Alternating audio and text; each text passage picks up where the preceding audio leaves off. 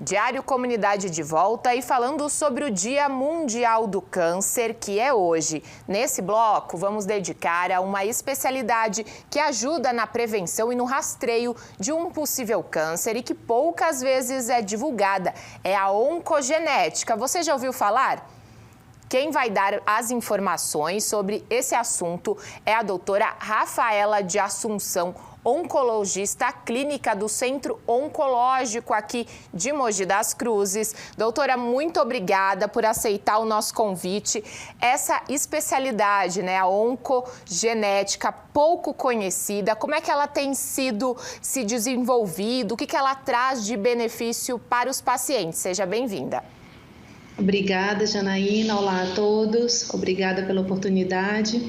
Então, a oncogenética é uma área da medicina que ela avalia a história pessoal e familiar de câncer no paciente e nos seus familiares, de modo a identificar pessoas que estão em maior risco de desenvolver um câncer, permitindo assim a adoção de medidas redutoras de risco e um diagnóstico precoce e personalizado. E dentro dessa especialidade, doutora, o que é feito para chegar aí a esse possível diagnóstico, né? Essas probabilidades, como funciona?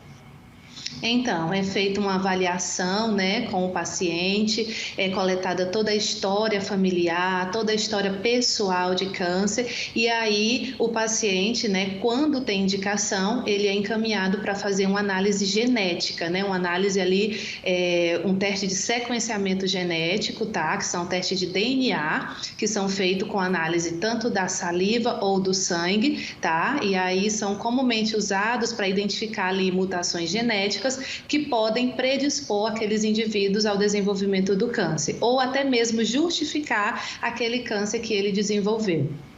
Pessoal que está assistindo a gente em casa ficou curioso, né? Em que casos, quando que é recomendável, então, procurar um especialista e fazer esse tipo de exame? Bom, a indicação de avaliação com o profissional de oncogenética, ela deve surgir especialmente em pacientes que têm um diagnóstico de câncer numa idade mais jovem, né, que o esperado, pacientes que têm uma história familiar muito rica de casos de câncer, pacientes que tiveram mais de um tipo de tumor e naqueles casos, né, que apresentaram um tumor raro, né, por exemplo, um homem que teve um câncer de mama, isso é raro, então esse homem tem que procurar, né, avaliação com o oncogeneticista para investigar se tem alguma mutação que justifique ele ter desenvolvido aquele tumor. E aí, por meio desse exame, desse diagnóstico, é possível fazer um tratamento aí mais específico, né, mais eficaz? É assim que funciona? Através, né, desse diagnóstico é permitida a adoção de medidas, né, que são redutoras de risco, tá, para o paciente que é portador de uma certa mutação e um diagnóstico, né, mais precoce quando o tumor já se instala, né, porque são feitos exames de rastreamento mais periódicos e ali diferente do que é instituído para a população em geral. Doutora Rafaela, quais são os tumores que vocês têm visto aí na prática que são mais comuns de serem hereditários?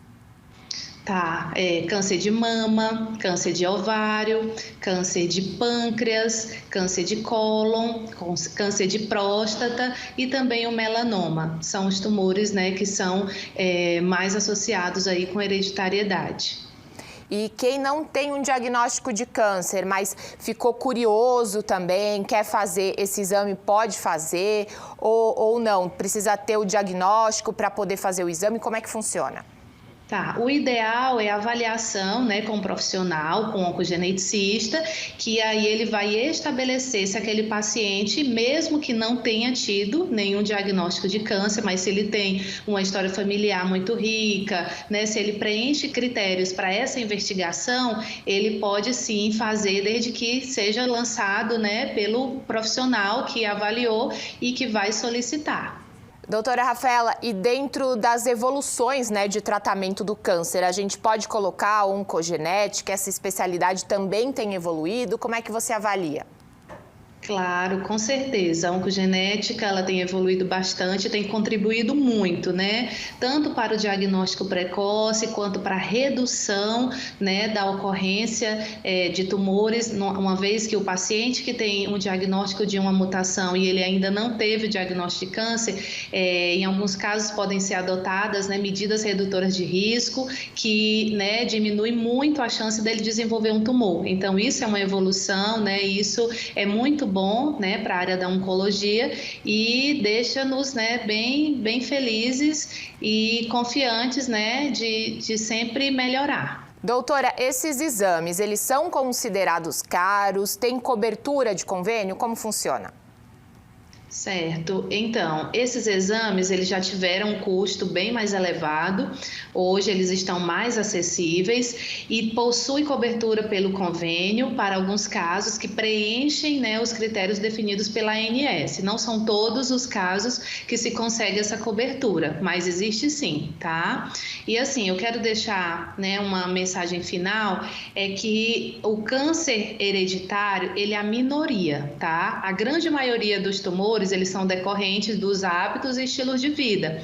Apenas 10% dos cânceres é que podem ocorrer devido a alterações genéticas hereditárias. E aí a identificação desses pacientes, né, com essas alterações, permitem ali a adoção de medidas preventivas, redutoras de risco, que diferem das medidas recomendadas para a população geral, tá? Além de rastreamentos individualizados, tá, para essa população, né, com diminuição da chance deles desenvolverem um tumor. Ótimo, muito obrigada, doutora Rafaela, por todas as orientações e informações. Até a próxima. Tchau, tchau. Eu que agradeço. Tchau. Nós vamos para uma pausa e no próximo bloco vamos conversar com uma paciente que está na batalha aí contra o câncer. A gente volta já já.